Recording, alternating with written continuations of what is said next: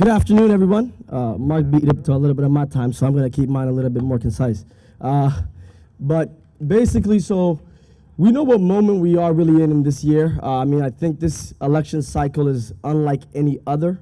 There are a lot of challenges ahead. There's a lot of challenges the city faces. But the real reason and the motivating factor for me to run for mayor of Minneapolis is I am completely tired of the failure in leadership in city government.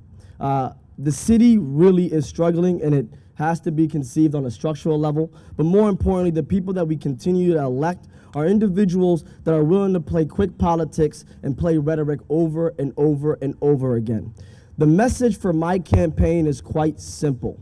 We need to come together as the city of Minneapolis to really answer these problems. So for me, that's the lens that I'm going to use to lead the city into a new era where the city of Minneapolis truly is better.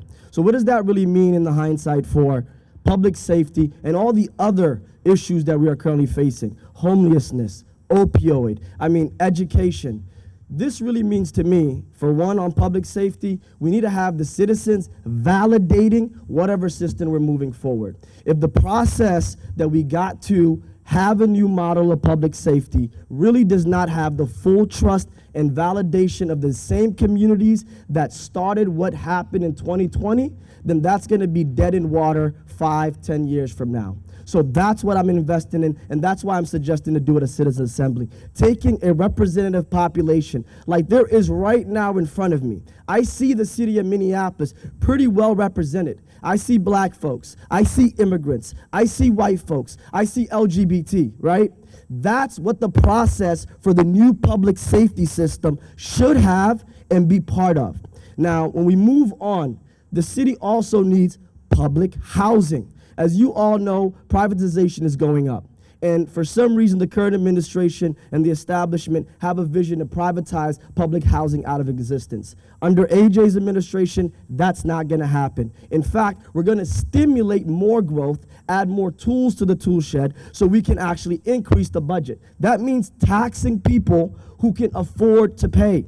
Now, as a Democrat, as DFLers, as a democratic socialist, I don't know when it became unfashionable to tax the people that can afford it. And that's what we need in the city of Minneapolis to get us out of the trouble we have. Thank you very much. The first question is about public safety, and it is, what would be your approach to combat ongoing public safety issues? 3 minutes, Mr. Awad. Before I answer that question directly, I just want to take a step back because I think everybody recognizes and remembers the moment they all saw the horrendous film of George Floyd being murdered last summer. And that's the moment I want to take you back to because that was validation and testimony for everyone around the world to realize we have a huge problem in the city of Minneapolis. So thankfully, we've all come to that realization. I don't think anybody in the city of Minneapolis is going to question whether we need to transform and get racism, police brutality out of the system. That being said, when we're talking about public safety, as a black man, I want to be quite honest with everybody here. We're asking for dignity and respect. We're asking for officers out there to engage us the same way the mainstream communities are engaged, right? That does not mean, right, that I do not want officers. So for AJ's purposes, I want everybody to understand, and I want to make it very clear. AJ wants law enforcement. AJ supports police. What AJ does not support is racist police. And that's the conversation we're having this year. So how do we get that out of the system, right? How do we shift this outdated relic system, which is really much embedded in white supremacists, and we really have a new healing where everybody recognizes racism is no longer tolerated? We only do that by building trust. And the only way you do that is by bringing those same communities who feel marginalized, alienated, and distrustful of cops to be at the table signing the new public safety model away with their confidence. And we do that only with the path that I have as running for mayor, which is the Citizens Assembly. Most people are really probably confused of the concept, but it's been done over and over and over again through many nations on many controversial issues. The people should have that decision. not outside groups, and definitely not a small community of people wanting to sell one model. And that's what I want to deliver for the people in Minneapolis. I want to deliver a model that everybody believes in and inherently trusts. And it's going to include, of course, everything that we're presently talking about. Remember, everybody's saying yes to social workers. Everybody's saying yes to mental health professionals. Everybody's saying yes to disarmament. So for people who's hijacking what abolish, defund, and disarm means, we are winning and people are already getting that. So we don't need to go any further. We don't need to radicalize and push off people from sensible policy solutions. That's what the city of Minneapolis needs, ladies and gentlemen. Nothing else, nothing more. Sensible policies that address inequity in our city. Thank you very much. AJ, so what is the scale of funding at the city level to address climate change locally that you would like to see? Where should this money come from, and how should it be equally distributed? And relatedly, how will you help residents better prepare for extreme weather in the long term and in emergencies? 3 minutes. Yeah, thank you for the question. I will, for me, first and foremost, I have my JD not anything climate related, ADR and commercial international transactions. But from what I'm understanding, this really falls under the neighborhood promise that I'm trying to get the community in the city of Minneapolis really to buy into, which is really, when we're talking about reducing the footprint, when we're talking about reducing the negative impacts of climate change, and we're talking about doing that very much in the BIPOC communities who are disproportionately affected by it, we need to really invest in those neighborhoods. So what does that mean, and what does that look like in an our administration? That means we're not gonna have a top-down approach in the city hall where cities are just told what they need to do and how they need to do it. Or grants are given out in ways that are pretty much arbitrary without real guidance and direct evidence with purpose, right? So we need to be purposeful with our investments and grants and opportunities that we're giving neighborhood organizations. And that's where I want to invest in. As an executive director currently at a neighborhood organization here in Minneapolis, the Cedar Riverside Neighborhood Organization, we did great work last year in 2020 with COVID. And that's because the city really utilized us as on-the-ground experts, having the deep community connections to really do outreach work. So in that same context, when we're talking about having people renovate their homes or having less foot traffic, as the city continues to grow, we need to invest in the neighborhoods. All the neighborhoods, I was doing a city tour, obviously in preparation for the campaign and learning more about the city, and every single neighborhood has its own unique character. And every single neighborhood has a nice little district or a corridor or a business center, and we need to put money in them, because ultimately, if we have people driving less, right, and we have them being able to shop and entertain and do all the fun things within their neighborhood as the city continues to grow, that's the way that we can collectively reduce, emissions and do the work. But I will say, to be completely transparent, I want people like Kate and the caliber that she has in that field working with me, right? And that's really what we need from the city of Minneapolis leadership, and that's what we need from the mayor. Being able to recognize yourself when you have deficiencies on a specific subject matter, but willing to extend the reach and really bring in the coalition of people that can work and deliver that good work for the community at large. Thank you. My question is, we all know that we're on stolen land, right? Everyone here, raise your hand if you know we're on stolen Indian land, right? And we have native homeless. That should not be, ever. Would all of you consider land back? We are in a paradigm shift since George Floyd.